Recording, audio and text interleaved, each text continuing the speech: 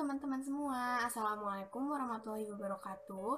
Perkenalkan, nama saya Enda Bella Miafira dan di video ini saya mau membahas tentang buku yang sudah saya baca dengan judul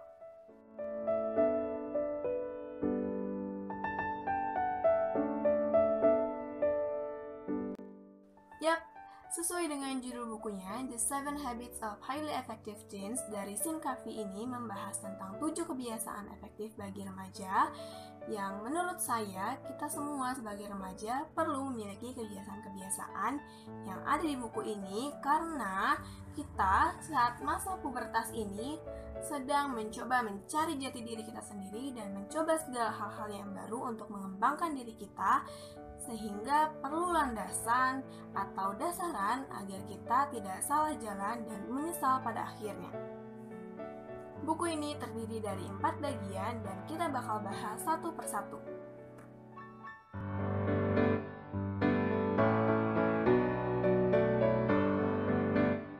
Di bagian pertama buku ini ada 2 subbab nih teman-teman. Yang pertama, latihlah kebiasaanmu, dan yang kedua, paradigma dan prinsip. Apa sih kebiasaan itu? Kenapa kita harus melatih kebiasaan? Emang apa manfaatnya buat kita? Teman-teman, jangan meremehkan kebiasaan ya, karena tanpa kita sadari, kebiasaan itu berdampak sangat besar bagi kehidupan kita. Kebiasaan itu adalah hal-hal atau kegiatan-kegiatan yang kita lakukan secara berulang, sehingga lama-kelamaan menjadi jati diri kita sendiri.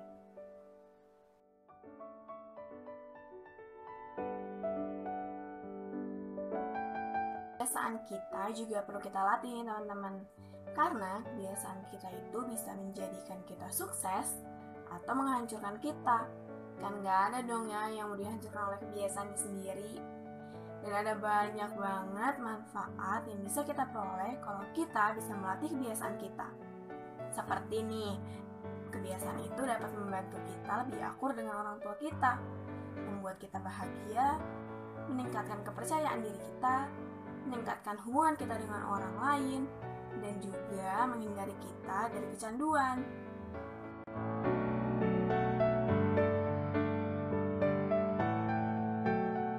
Lalu ada paradigma dan prinsip. Apa sih paradigma itu? Nah, paradigma atau persepsi adalah cara kita atau keyakinan kita dalam memandang sesuatu nih teman-teman. Ibaratnya tuh kalau kita pakai kacamata nih, nah lensanya itu yang mempengaruhi cara kita melihat sesuatu. Misalnya nih kalau teman-teman tiba-tiba memandang segala sesuatu dengan cara yang baru atau cara yang berbeda, kayak seolah-olah tuh pakai kacamata yang baru nih. Nah, itu artinya kita sedang mengalami pergeseran paradigma.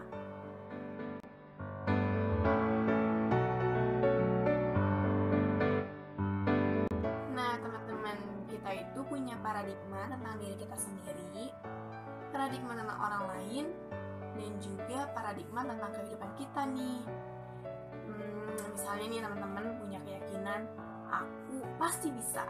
Nah, itu dapat membentuk aura positif dari dalam diri kita sendiri untuk melakukan segala sesuatunya dengan benar nih.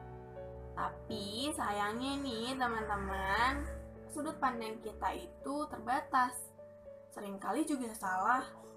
Jadi kita gak boleh ya menilai orang lain dengan cepat-cepat hanya berdasarkan sudut pandang kita sendiri. Ada banyak hal yang mempengaruhi atau membentuk paradigma kita nih, atau bisa disebut sebagai pusat kehidupan. Nih, kadang kita tuh terpusat dengan orang tua kita, atau terpusat dengan sekolah kita nih, atau temen, pacar, atau musuh kita juga nih teman-teman. Nah, makanya kita butuh prinsip yang kuat agar kita bisa terpusat pada prinsip kita biar gak mudah goyah nih dan bisa kita jadikan landasan untuk membangun diri kita sendiri.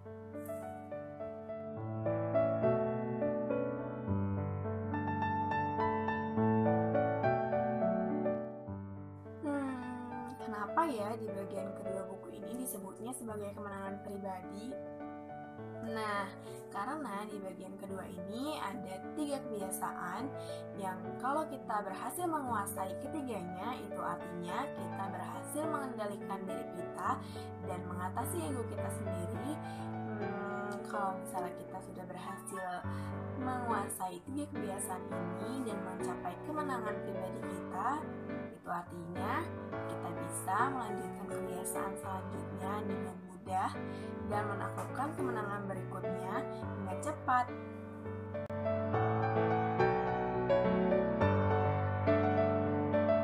Rekening bank pribadi adalah tempat kita untuk menyimpan perbuatan-perbuatan baik yang udah kita lakukan buat diri kita sendiri nih. Misalnya, menepati janji kepada diri sendiri, bersikap lembut kepada diri sendiri, mengembangkan talenta-talenta kita, dan masih banyak lagi. Jadi, kalau kita mau memulai untuk melakukan perbuatan-perbuatan baik ini, lebih baik kita introspeksi diri sendiri ya, atau mawas diri.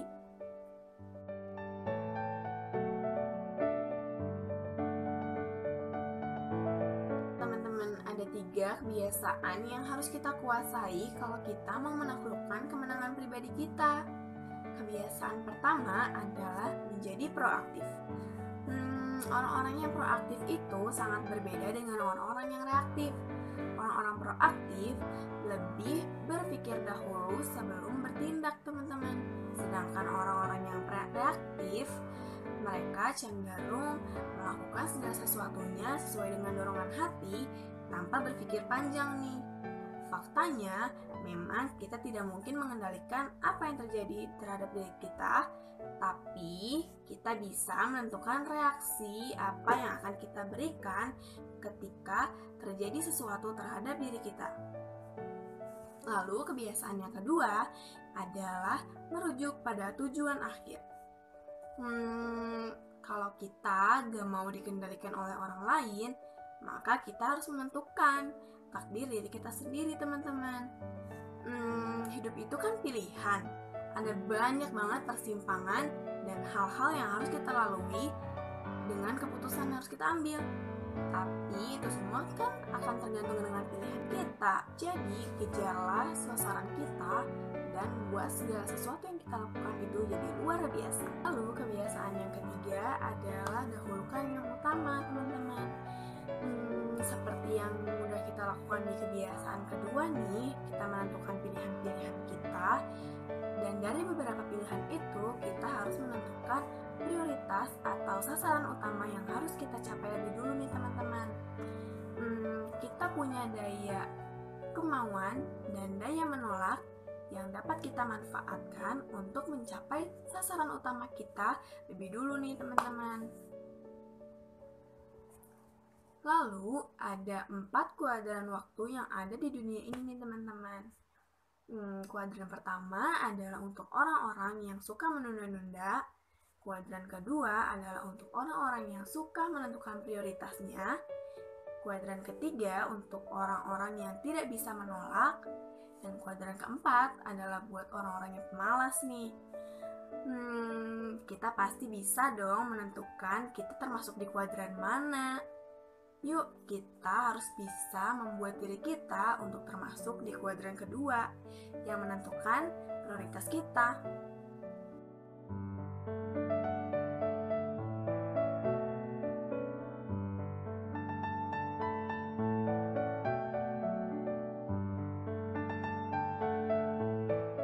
Nah, mirip seperti bagian kedua, di bagian ketiga ini adalah kemenangan publik, di mana setelah kita menaklukkan kemenangan pribadi kita di bagian kedua tadi, kita harus menaklukkan kemenangan publik ini untuk membantu kita mengembangkan diri kita. Nah, di sini ada rekening bank hubungan. Fungsinya sih sama ya seperti rekening bank pribadi, tapi bedanya rekening bank hubungan ini adalah tempat kita menyimpan perbuatan baik kita terhadap orang lain.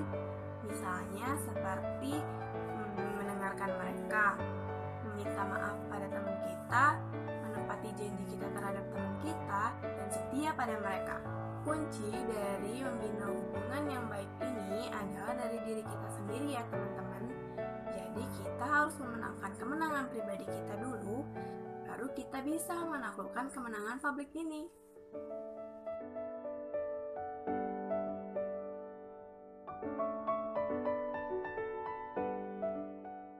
Persis ya, seperti di bagian kedua tadi, di bagian ketiga ini juga ada 3 kebiasaan yang harus kita kuasai kalau kita ingin menaklukkan kemenangan publik kita.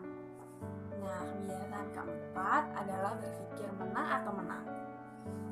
Orang-orang yang berpikir menang atau menang ini akan selalu beranggapan bahwa kalau aku bisa menang, kamu pun bisa menang, jadi kita sama-sama bisa menang.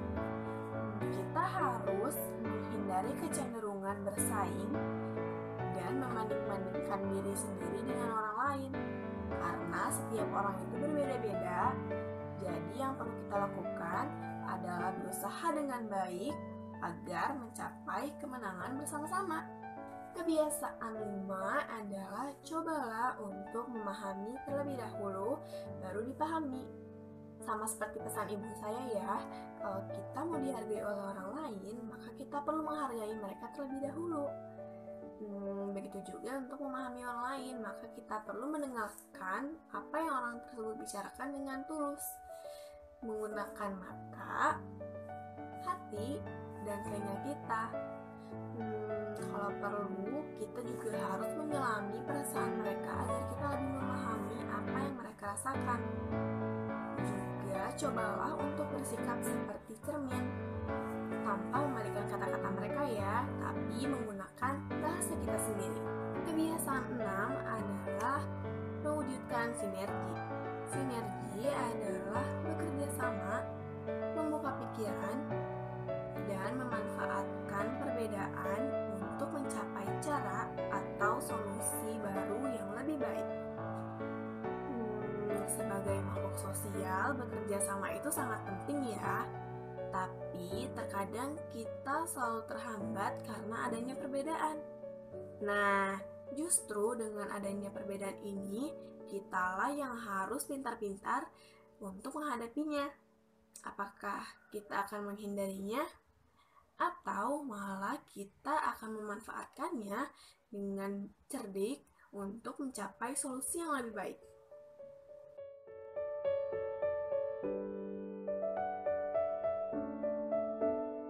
Nah, di bagian terakhir buku ini atau di bagian keempat adalah saat kita untuk melakukan pembaharuan terhadap diri kita setelah berhasil mencapai kemenangan pribadi dan juga kemenangan publik.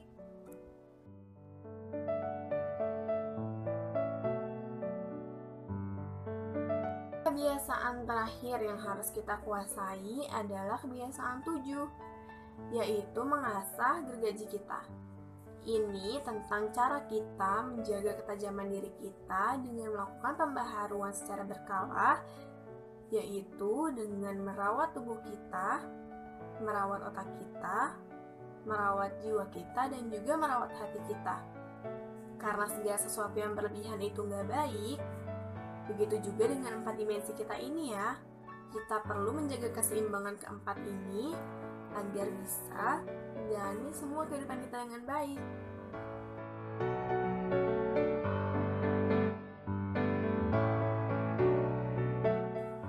Setelah semua kebiasaan kita berjalan dengan konsisten dan kita juga telah melakukan pembaharuan diri secara berkala, maka inilah saatnya kita untuk memelihara pengharapan kita. Kita ditakdirkan untuk melakukan hal-hal yang besar, dan kita dilahirkan dengan segala yang kita butuhkan untuk mencapai sukses kita.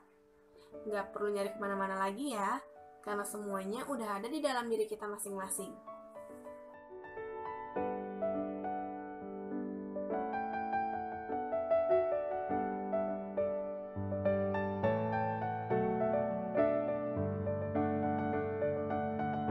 Nah, itu tadi adalah 7 kebiasaan yang paling efektif dan 7 kebiasaan yang paling gak efektif ya.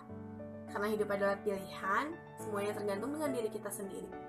Yuk tentukan pilihanmu dari sekarang, dan capailah sukses kita. Sekian dari saya. Assalamualaikum warahmatullahi wabarakatuh.